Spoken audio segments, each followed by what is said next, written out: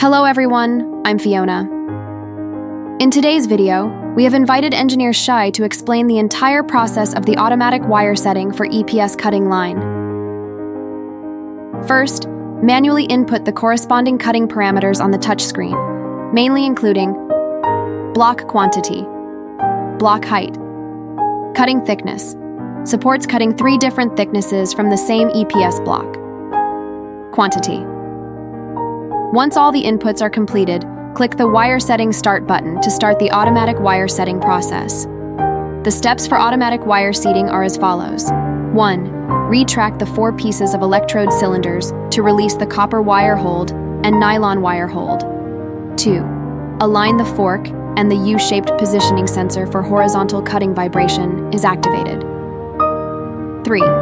The servo motor drives the fork, empty, to move upwards until it reaches the servo upper limit and the signal light turns on. 4. Extend the left and right fork cylinder. 5.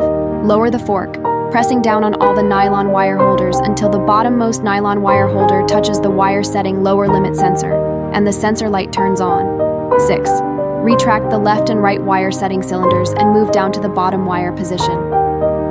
7.